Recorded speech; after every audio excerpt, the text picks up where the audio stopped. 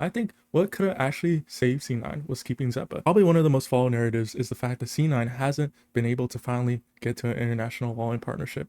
And as the year ends and they are officially eliminated, I continue to think about why this roster didn't work out. Maybe it was a short time. Maybe it was coaching staff. Maybe it could have been a whole bunch of things. If you look back on this roster, the original roster, where they had Penny, Zeppa, Oxy, Zelsis, and Vic, I think maybe if they had stuck out with that roster, they would be a lot more flexible. I get that Penny had a little bit of inconsistency issues, but I think blowing up the roster may have been an overreaction. Now, keep in mind, I love the new players. I love the new rookies as they are. They showed a lot of potential and they definitely deserve a spot in tier one. But I think one of the defining factors as I come and look at the C9 roster, when I look at the comps, I look at their agency and how I looked at a lot of their game plans, they relied a lot on Oxy. I can look at their elimination game. And Oxy didn't have his best performance. I mean, he was a straight demon on Breeze, at least recently, until it came up to their most recent match against Bestia. And in that case, it just seemed like they kind of fell flat. They ran out of their energy. I think they had some good ideas, but it just wasn't enough to be able to beat them. Not to mention the fact that they didn't convert a lot of clutches that could have shifted them in their momentum. And so with that said, I come to the point and I'm like, if I look back at the old roster and I look at the new roster, I think what could have actually saved C9 was keeping Zeppa. And we're not completely sure about the whole logistics about this thing, because at least from what I know, I think Zeppa ended up walking out or ended up leaving the roster or leaving the org rather than them kicking him. This kind of develops a big what if scenario. We can look at Zeppa, and one of the other players compared to him, at least at the time, was Asuna. Asuna is established member of 100 Thieves, and until the EWC win and championship win, Asuna hasn't really done anything, and he was under a lot of criticism for taking up a roster spot on a VCT roster. Whereas the same conversation was being held with Zeppa. We look at 100 Thieves and we see the core they developed with Cryo, Asuna, and Bang, and then the new players with Timpetino and Vora, and see how they matured and how they just gave the roster time. If things didn't happen the way they happened, maybe they blow this roster up. But it seemed like 100 Thieves have a firm belief in this roster from the get-go, no matter regardless of the results. And now it's coming into fruition. And so again, we look at the C9 roster and we look back and see, wow, what is C9 really struggling at the moment? On the outside looking in, it looks like a heavy reliance on Oxy. It looks like a lot of the rookie players are stepping up, but they still don't have a firm grasp of who they are and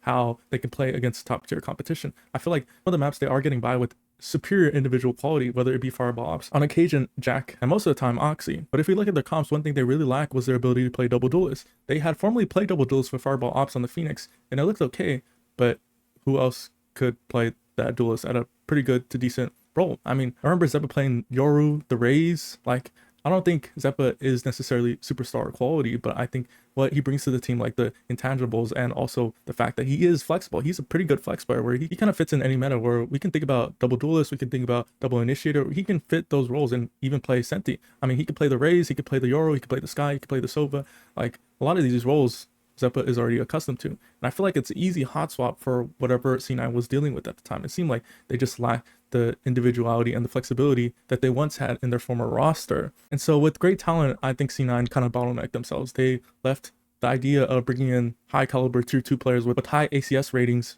but they didn't leave room for how the meta will evolve. I mean, look at it now. We have teams that are going to jump into playoffs with a new map pool. We're going to have Abyss jumping in. I mean, EMEA is currently doing it right now, where they only had a couple days and have to evolve into a new map pool that's currently being played right now. And we can look at all across regions. People are starting to pick up Yoru. People are starting to pick up the Neon Phoenix. And a prime example of that is Envy. They picked up the Neon Phoenix and they've been pretty much rolling. They came in as playing as the underdog, and now they seem like the favorite to be eventually to make it in, whether it be an upset win against MIBR or going down to the lowers and being able to make it out. But they seem like a strong opponent. I want to say top 14, but they're punching their way in the middle of the pack. And they can be a dangerous dark horse team that could beat one of your top 4 teams, especially if they beat MIBR. And as we put the focus back on C9, it just seemed like they were confined to their strengths, but one of the weaknesses was their inflexibility. They didn't have anything that was superstar caliber except for Oxy, and the rest of the pack was doing pretty decent to good and maybe on the edge of being bad, because like a player on the top of my head that I think had a little lackluster performance is Vic. I think I'm pretty high on Vic. I think he has really good quality. I think in his first year, his rookie year last year, he had really good highs. He was able to be the 1-2 duo with Oxy and be able to be a rising talent. But into his sophomore year, his second year, it just feels like it's a little bit of a lull. I don't know if it's maybe just jumping into his new roster after formerly being in tier 2 for about a month or two, and still kind of adjusting to how C9 want to play versus how he was playing on his old tier 2 team. which was ADG, would feel like their style was a lot more loose, a lot more freedom, a lot more individuality. And that's what you get with tier 2 versus tier 1. There's a lot more structure, there's a lot more things that you have to worry about. Whereas in tier 2, again, you don't have that much, you have a lot more leeway to be able to make mistakes and still get away with it. One thing as well is when we look at C9 and their comps, it just seemed like a lot of it was frantic. There wasn't really anybody to kind of mellow anybody out. We can see C9 where Zelsis is getting frustrated at his teammates, but they don't have like a glue guy, and Zeppa is that glue guy. As much as the results don't really speak for it, I think there's a lot of intangible players that bring a lot of value to a team. And no, he's not a superstar player. I think he's highly capable of being a good to great player. An example of that, if we were related to sports, one of the best basketball players of all time, Michael Jordan, had a teammate named Dennis Rodman. He was a star on the team, but he wasn't a superstar to the level of where he's dropping 40 points. He was the type of star where he's doing the grit and grind work to be able to shine, to be able to allow Michael Jordan and some of the other teammates to shine. He's always diving for loose balls. He's always giving energy for the team. And I feel like that archetype of player is necessary for a championship 2/ great team. And so while yes, I think Zeppa could have made a huge difference in this run, I think one of the reality checks is that most likely they make it to playoffs, but the ceiling in that is that they still need to be able to make a huge run to be able to make it into champs, because the odds are very thin. You have to make top 2, and against a Lev, against 100 Thieves, against an Energy, and against a Loud that's up and coming and resurging, the odds are very unlikely. But I think at least with this change, this could have shown at least some promise to be able to be competitive in playoffs. So yeah, this has been a more candid video. It's been something that I've been thinking about, just because a lot of the rosters that have been eliminated and maybe soon eliminated are going to be a lot of what ifs. You know, if Sentinels don't make it to champs, even, you know, if they make it to playoffs and don't even make it to champs, there's going to be a lot of what ifs. You know, what if they kept their old roster? What if Narrate stayed in NA? What if Kaplan was never fired? You know, what if, you know, for some reason 10 still joined? There's a lot of what ifs.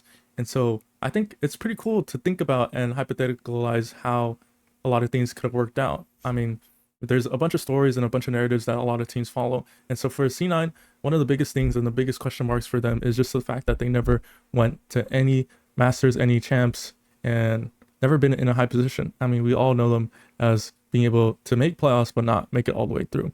And so depending on the 2027 season, it's going to be, it would be a pretty big surprise if C9 still makes it in franchising. So yeah, I do a lot of these sit down videos where I do breakdowns of teams, breakdowns of meta, and also a little bit more candid videos that I'm introducing where I just kind of talk out a lot of the ideas that go on in Valorant. And not a lot of this narrative is going to be talked about from, you know, the big guys, the people on Plat Chat, the co-streamers, FNS. You know, nobody's going to talk about teams like C9 and the teams that are eliminated. We all focus on the really good to great teams, but there's a lot of story to be left and to be told about, you know, the middle of the guys that almost made it there, or the guys that went off to a really great start and kind of fizzled out.